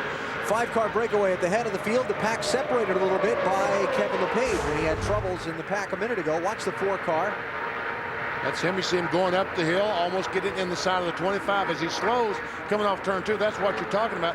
The accordion effect got the 31 of Robbie Gordon, the 12 of Ryan Newman. They had to back off and let all these cars go by. Yeah, 31 car had nowhere to go. He had to just wait until all the traffic up ahead of him or beside him went by, so he lost a lot of positions. He had to drop off the throttle, lost a lot of momentum, and Robbie's back in 17th right now.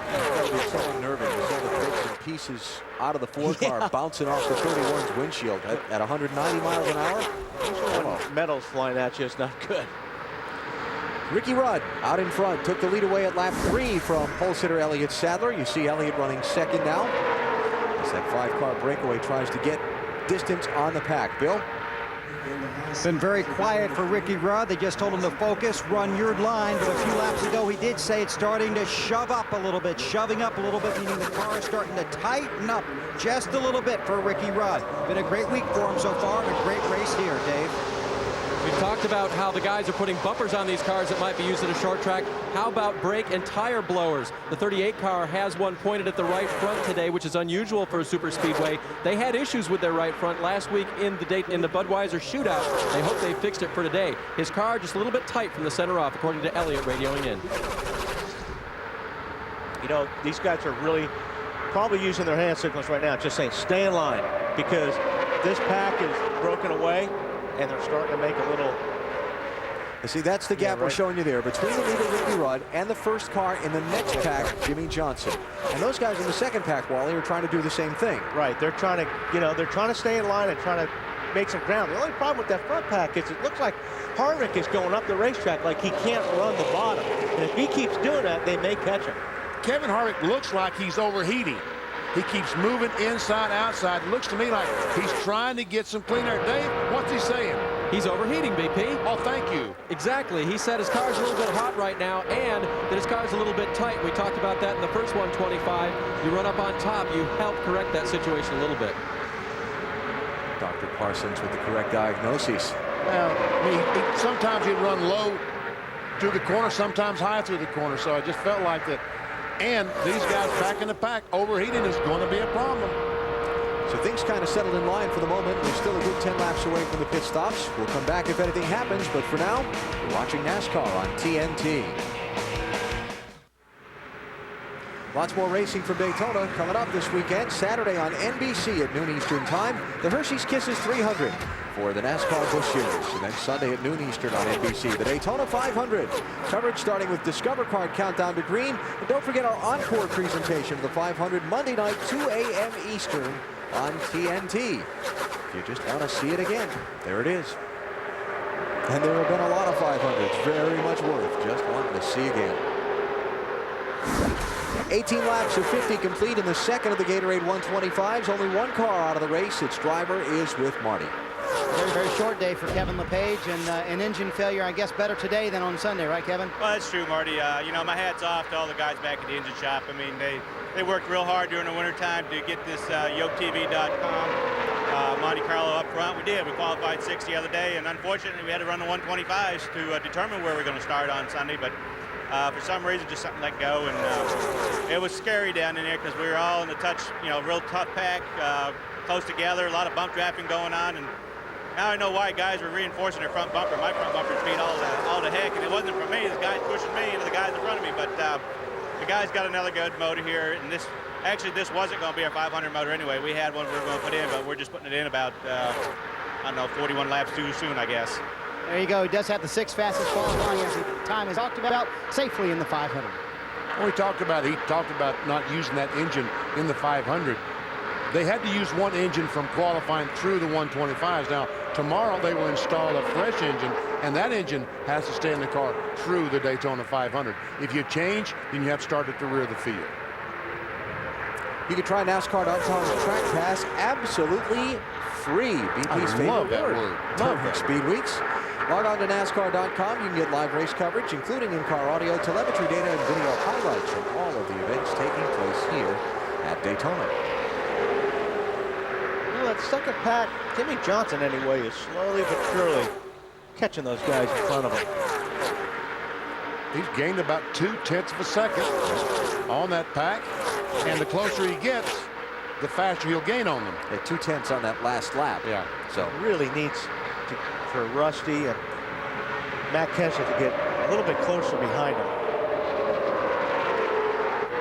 I'll tell you what, these guys watched that first race, and they're all just sitting there very, very concerned about their tires. As Kenseth tries to go by Rusty Wallace and take over that position, that would be a battle for the 7th spot. Because we're right at that mark, BP, where Scott Briggs had his trouble. Chad Knaus quoted in the local Daytona Beach papers here earlier this morning with some very, very strong comments about the tire situation, saying in so many words NASCAR was trying to hurt someone with this softer tire combination. We asked Chad to elaborate on that a little further this morning in the garage area. Here's what he had to say. We as NASCAR, Goodyear, the teams, everybody trying to get the aero package and the tire package figured out, and we're just having a hard time with it. You know, we had a set of tires on the car that the right front came apart. Now, whether that was a reason because of setup or aerodynamics or driver, we don't really know for sure yet. It's just a bit of a concern of mine. Nobody wants to hurt any drivers. We all know that, and we all know that everybody's doing the best job that they can right now. You know, we made some pretty dramatic changes to the car to try to get it a little bit better, to try to make sure that doesn't happen. So we'll just have to wait and see what happens. Thoughts of Chad Knaus following up on some printed quotes that were a little bit stronger, I think, than he intended to come out. But you can hear the frustration in his voice. I spoke with him in the garage this morning. He is frustrated because nobody wants to run into a situation like this. They think they're doing the right things to their race car, but it's obviously not working out. And that's all it is. I mean, Chad is very frustrated trying to get a handle on the car.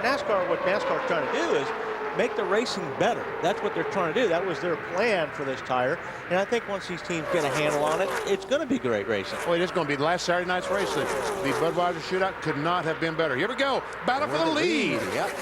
Elliott Sadler with no drafting help.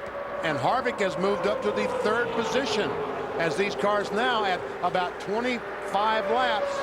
20 laps, they've started that pushing, and they're slowing down. Aren't they, Bill? Yes, they are. About 5 laps away from a pit stop for Ricky Rudd. On the radio, the car is tight and loose out front. He has both conditions. He said it'll be different if we end up back in the pack. But the car had been excellent getting into 1. That's where he had the advantage, but that's gone now. I think Harvick is going to be looking for a way around that 38 fast. Yeah, as soon as he can. Harvick the second, Sterling Marlin now alongside Rudd for third, and Joe Nemechek is the last of the front 5 draft there. He may be moving around to get some air. That really still looks tight to me, Kevin Harvick does. I think he is a little bit tight.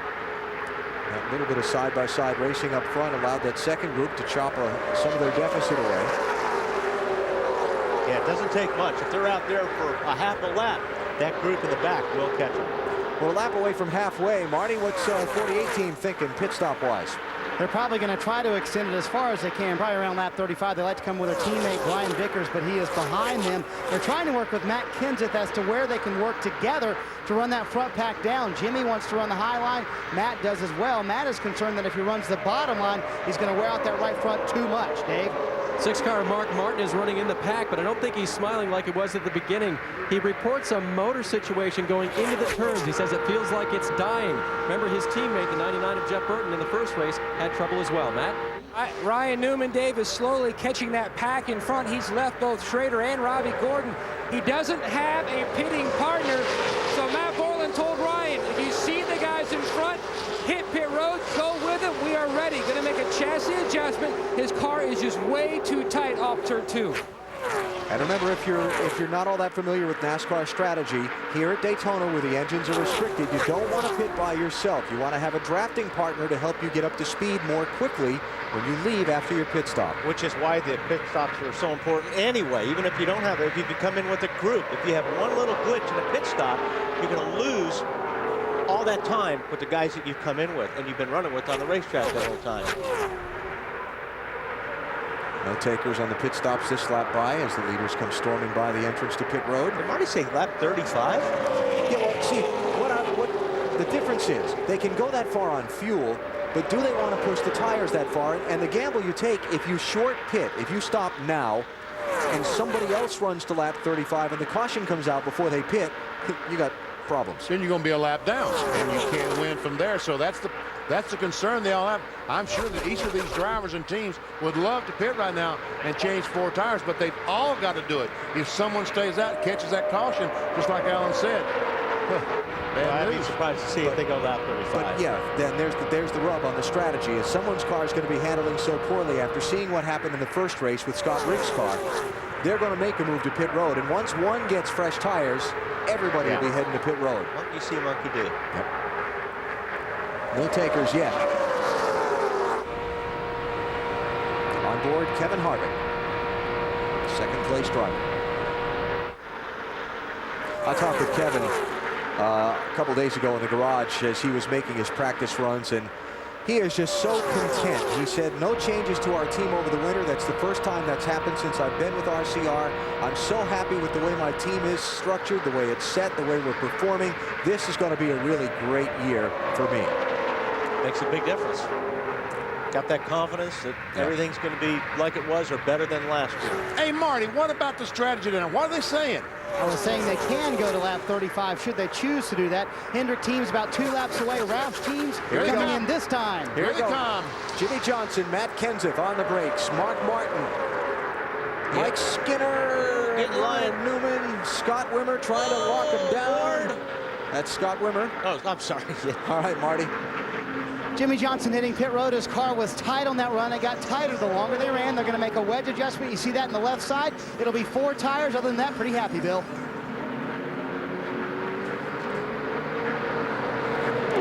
Checking out some more pit stops. Dave, go ahead. No changes for Mark Martin, and they didn't lift the hood, which is a good sign. 4 tires for Mark. The 12 is in. Ryan Newman, chassis adjustment. The car was tight. Mike Skinner, a little over the line. He had to back up. Lugs going on. The left side of Ryan Newman, service complete. Work still going on Skinner Chevrolet. Boy, that's going to cost Mike there because they all left without him. Yep. And he's going to lose that draft. Now some of the other front runners coming in. Rusty Wallace, Ricky Rudd, Jeremy Mayfield. And some of the cars toward the back of the running order. Ken Schrader, Kyle Petty, Brian Vickers, Johnny Benson, all coming into pit. So the leader, Elliott Sadler, has stayed out. Dave? Well, Jeremy Mayfield's going to be the guy that tries the two-tire stop. They're going to take 2 right side tires and send him on his way. Bill? Rusty Wallace on pit road, chassis adjustment, 4 tire stop, a battle for him to get to the front here, not running as well as they had hoped. All by himself here on pit road, long stop, Marty. Boy, Bill, Brian Vickers came through, just absolutely overshot his pits. They had to push him back, losing valuable time here on pit road. More importantly, losing drafting partners. He had a great handling car. Then when he came back and he was too close to the wall, now he stalls the car trying to leave pit road. Ken Schrader overshot his pit too. Jeremy Mayfield with just right side tires. We'll check that. Now the leaders are in. Dave. The 38 of Elliott Sadler, they agreed with the 29, and coming out in this lap of Kevin Harvick, they're going to change 4 tires, make a slight air pressure adjustment to try to help Elliott's tight race car. Bill? Slight air pressure adjustment for Ricky Rudd. Car getting a little tight, trying to find the handle. 4 tires and fuel, he'll be heading back out. Matt? Robbie Gordon nursed his Chevrolet into his pit stall. He told his team that he flat spotted the right front on entering the pit road. It is indeed flat. They made a chassis adjustment. We told you earlier, the car was just too tight for Robbie. He couldn't keep it on the bottom. Hopefully this will help. The problem is that all the cars are gone. Robbie Gordon is going to be on the racetrack by himself. Well, no, he's got the 32 in front of him of Ricky Craven, but that's the thing we talked about, boy. Man, you cannot make a little mistake on pit road. Go ahead, Dave. The 29 car of Kevin Harvick pitted. Did he lose his drafting partner, the 38 guys, or not? No, he's right with him. Very good. They had a great pit stop. No chassis changes to the car. They did take a little tape off the front end to try to help that overheating situation. I actually thought he might get out ahead of Elliott Sadler because Sadler had to brake hard before turning into his pit box from somebody else leaving their pit stall when he was coming in. Almost got tangled up with another car, but Sadler's crew able to get him out in front of Kevin Harvick. Well, the guys that had trouble, we got Skinner, Schrader, and Vickers are all running together. Yeah. But here's the big story. Head of the field is Jeremy Mayfield. Remember, they just got right side tires Saturday night in the Budweiser shootout? And he was the only one who did that tonight. Instead of being out there with 6 other guys, he's all by himself, and here comes the charge. Yep, and when they get to him, probably charge on by. The field of 4 tired cars headed by Elliott Sadler. And that pit stop by Skinner has him back in the 17th position. And he's running with Kyle, but he's lost the pack. It's just those 2 cars, so they got a lot of ground to make up. I want to get Marty to check also. I think Johnny Benson might have gotten just right side tires. I want to get him to confirm that. But here they come up on Mayfield's bumper. Mayfield. Goodbye. Yep.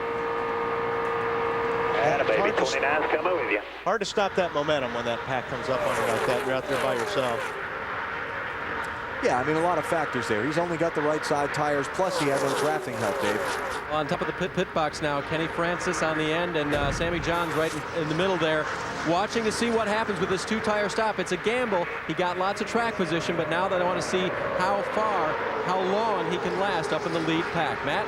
Now, when we talk about flat spotted tires, you can see this is the right front tire of Robbie Gordon. When he locked it up, it's much like we taking a racer on a desk and just grind away. That's exactly what happened to the rubber on this Goodyear tire. Robbie was supposed to pit the lap before. He made the call from the cockpit to stay out 1 more lap, and it cost him dearly on the racetrack, guys. Robbie Gordon back in 15th place right now, though he is in the last transfer spot. Elliott Sadler leads the second of today's Gatorade 125's. The Gatorade 125's from Daytona International Speedway, brought to you by Budweiser. It's time for a fresh one. Grab a Budweiser, the race is on. McDonald's, I'm loving it. And Dodge, you can take life as it comes, or you can grab life by the horns. Dodge.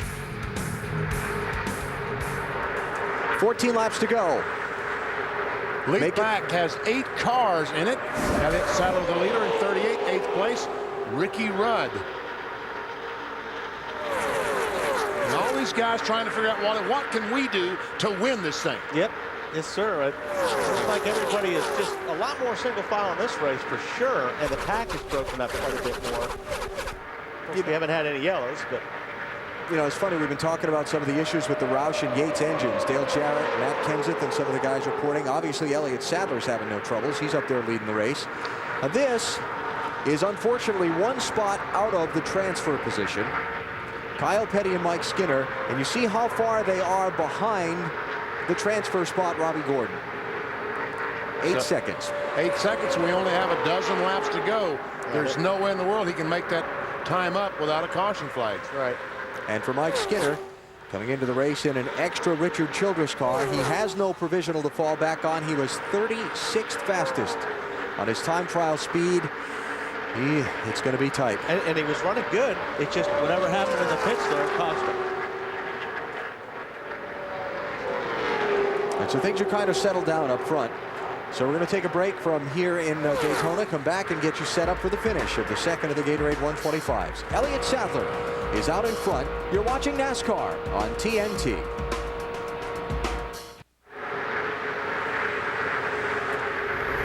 It's TNT sports coverage of the NASCAR NEXTEL Cup Series from Daytona International Speedway in sunny Florida. The final laps of today's Gatorade 125 qualifying races. Jimmy Johnson, the 48 car, tried to get up to the front, trying to win the race. He's on the outside. They're side by side. Marty, what's he saying? He's been pretty happy with the car, BP, trying to find out which lane works best. He's trying to get someone to help run behind him in the top line. That's where he wants to run. Finally, Mark Martin provided that help. Now he got to pass the one car he wanted to get by. And Nemechek, the car, the 0-1 car, but he's fast enough that he's alongside these cars, and the front three cars getting away from them. Yeah, Joe's car's hanging real tough down there. In fact, I'm surprised nobody's dropped down there to follow the 0-1 car. They're not quite close enough to do it. I mean, it's Ford's teammates behind Mark Martin, so there's nobody to drop down there and help him. Our Napa Field summary. 4 leaders, 5 lead changes in this second race. The only car out, Kevin LePage, caution-free so far.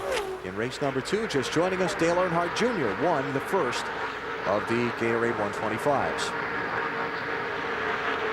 Nemechek squeezes up in line behind Jimmy Johnson and in front of Mark Martin. Well, Jimmy Johnson, he got one spot, and he's got about 7 laps to go to try to get the rest of them. By the way, we were talking about Mike Skinner and being out of touch. Right now, my unofficial calculations, he gets the last spot on time in the 500. But if one of these cars in front of him in this race drops out and he can't repass Kyle Petty, then he's out. So it's going to be tight. Marty, how about the champ, Matt Kenseth? He wants a push from Ricky Rudd, but Ricky can't get to him. He said, if Ricky can get to my rear bumper, I can help Mark out and we can get past Nemechek, but he can't get the help from the 21 that he needs, Dave.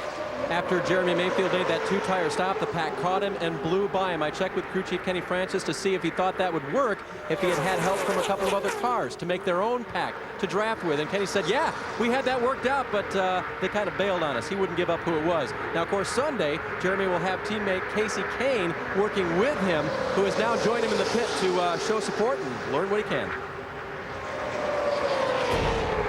There's Casey Kane.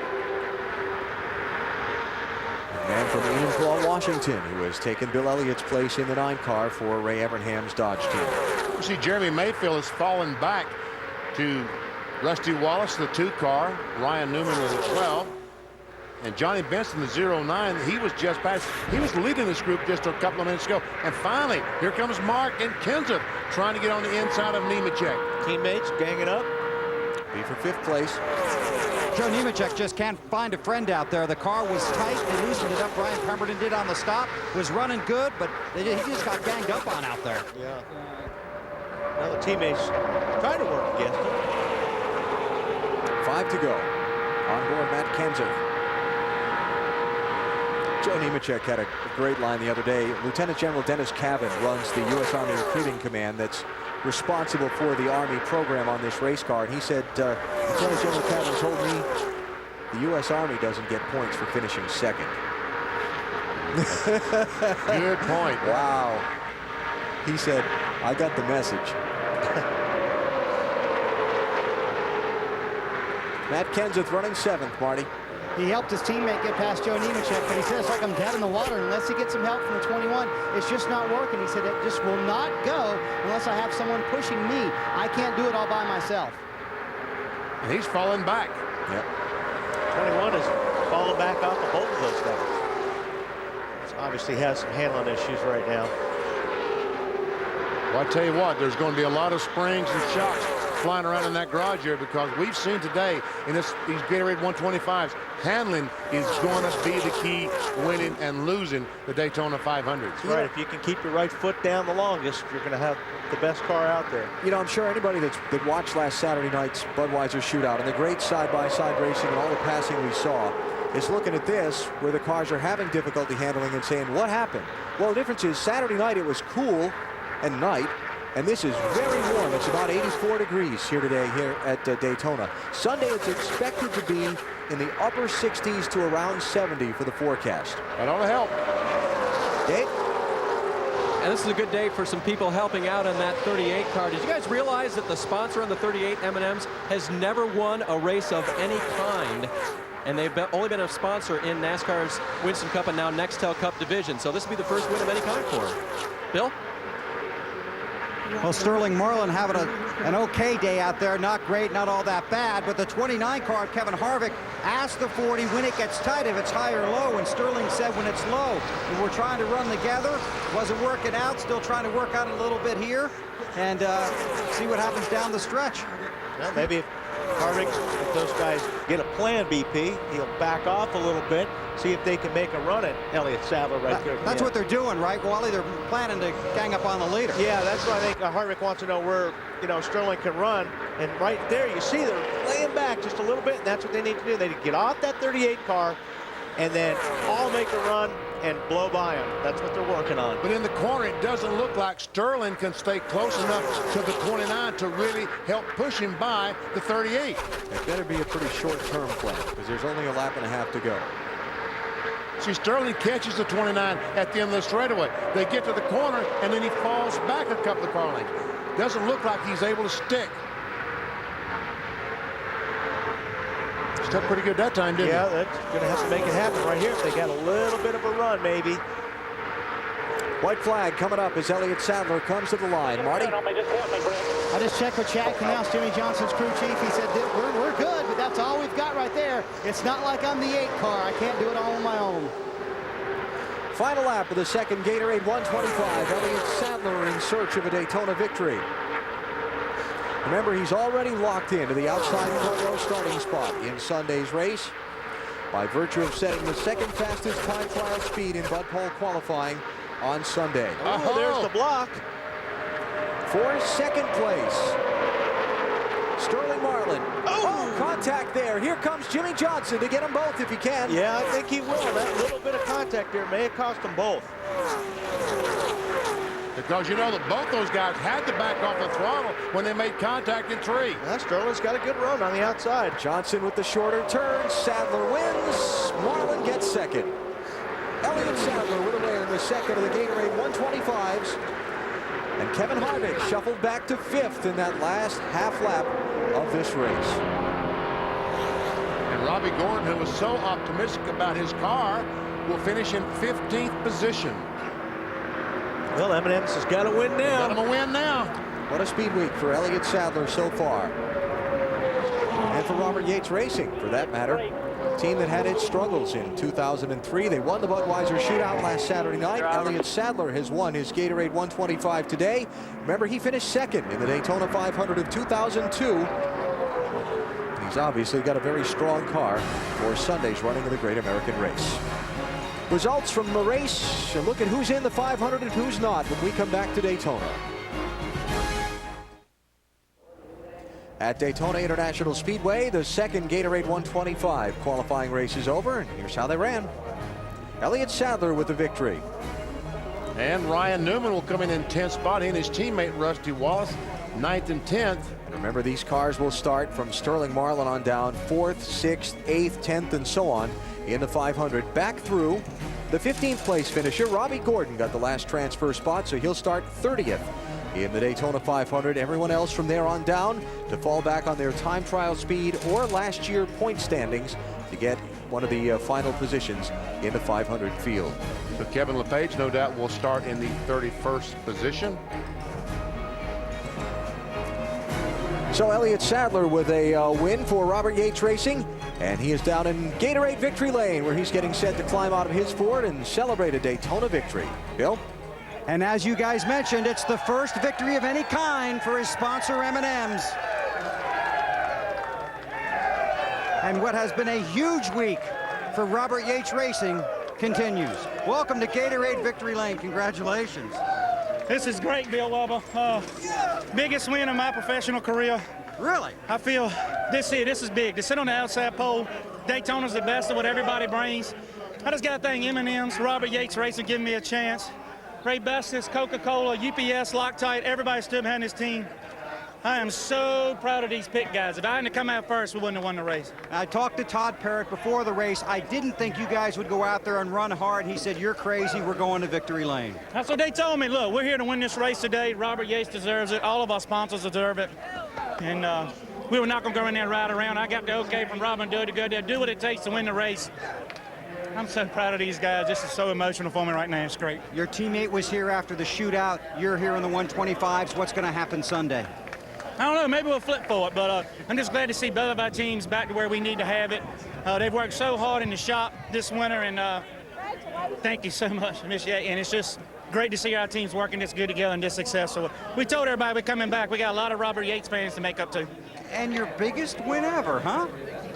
I think so. I'm still shaking. Look, I can't even hold my Coca-Cola straight. Look, can't even hold it straight. Well, you're in victory lane at Daytona. Enjoy it, pal. Thank you so much, Bill. Elliott Sadler in victory lane and obviously enjoying the moment, Matt. Bill, the guy who dropped was Kevin Harvick. You had to make your move. Yeah, I mean, I wasn't going to sit back there and run second. Hell, we were just racing for a trophy anyway, and if we couldn't win, I mean, it was either go or go home, and we tried and just got going so fast right there coming up on Elliott. It got tied up off the corner. But a good day for the Jim Goodwrench car. Never had to let out of the gas, just couldn't find anybody close enough to help us along. So it was, I was trying to back up to him to get him to kind of push me, but I didn't. I passed 3 or 4 of them by myself. I just couldn't get by Elliott, but we weren't going to settle for second. We had to try to win, and we'll start 10th or wherever we start. Drops from 2nd to 5th, but still smiling. Sterling Marlin did finish 2nd. Now, Sterling, how long did you know when you were going to make that move, or did you just all of a sudden decide that it would work? Well, I had 2 or 3 good runs on Kevin down the back straightaway and down the front here, and just kind of waited, and you had all them Chevrolets laying there, and if I went 2 or 3 to go, I'd be finishing 6th or 7th, but it looked like Kevin laid up back and tried to get a good run on Elliott off too, and he pushed and had to get out of the gas, and they give us a real good run at him going down the back straightaway. So, proud of the Coors Light team, done a good job, and motor ran great. We've got to get it freed up just a little bit, and we'll be ready. All right, positive from Sterling Marlin. Matt? Robbie Gordon sitting on the wall. Where do you even want to begin to talk about your day, Robbie? Had a pretty decent car. I don't know, I think the 4 blew up or something happened, and they were coming around the outside, and I just couldn't get up. And by that time, I had lost the draft a little bit, and that put us in the position we were in. But I don't think we were good enough to win the thing anyways. Started the race too tight. These tires, I hate to say this, but they're junk, and they're junk because this is what NASCAR wanted, not because Goodyear built a bad tire. I just don't know. I just don't know if we have enough grip to run, 3 wide and do the things we know to do. But going to have to be important to get your car set up. It's going to be a handling race. It's not going to be a horsepower race or aerodynamic race like it's been in the past. Did you flat spot it entering pit road, or was it going down when you entered pit road? As soon as I touched the brakes, it popped. So I'm pretty confident that it was too tight the whole time, and it was worn out, and as soon as I touched the brakes, it popped. Thanks, Robbie. Marty? Well, Matt, the dream does not come true for Kirk Shelmerdine. You tried so hard this weekend. Did you think at any point in this Twin 125 that you might have been in the race? About the first lap, all the leaders were still kind of sorting things out, and we actually stayed up in the hole there pretty good. And about a lap later, I knew we were in trouble because they all lined up, and somebody said go, and there they went. Left me in the dust. But we had a great car. Everybody really worked their butts off. It's a shame we couldn't pull it out for them. No full-time employees, no wind tunnel time, and no testing, but he tried nonetheless. Dave? With Jimmy Johnson, who finished 3rd in this race, what did you discover about your car? It's all about handling. In some ways, having a good car that handled hurt me because I'd pull through the corner and pull away from Mark Martin, and then he couldn't get to me to give me a push down the straightaway. But I really predict that you'll see a race similar to what you saw in the 80s, where cars were strung out. You could go down a lap just from handling stuff that I've never been a part of or have experienced because we've always ran in a huge pack. You know, the tire itself gives up a lot more, and then with the larger rear spoiler on the restrictor plate tracks, it just aggravates that push. And before you know it, I mean, maybe 3 laps in, your front tires are beat up, and you have to breathe it like you would at 1.5 miles. So it's definitely an interesting game, and it's going to be all about handling and not really about drafting. All right, learning something today, Jimmy Johnson. Matt? Mark Martin comes home 4th. You're smiling. Do you have something for Sunday? Well, we've got a car. I tell you what, that Ford Power under the hood and that new 2004 Taurus, it's pretty sweet. My pit crew's fast on pit road, so 2004 really looks good for us. We can't win with it like that, but it's in that car, and we have 2 days to find it. If we can get our hands around it, you know, get a hold of it, we can contend for this thing Sunday. He's 0 for 19 in the 500, hoping to end that streak this weekend, Alan. For Mark Martin, that's a pretty optimistic statement. I tell you what, I was impressed by that statement, and it looks like that he's exactly right. There's about 40 of them. If they can get their arms around it and get it handling, they got a shot. Here's our Cialis key moment from the second of today's qualifying races. It was that last half-lap shuffle down the backstretch into turn 3. Boy, that car of Harvick looked like he got loose getting in. You said he got tight, but boy, that thing turned sideways. So close to make contact. Right rear tire on Sterling's car, hit the left front on the 29. Man. And rearrange the final rundown in that second race. We'll take a break here, but when we come back, we'll show you the starting lineup for the 46th Daytona 500.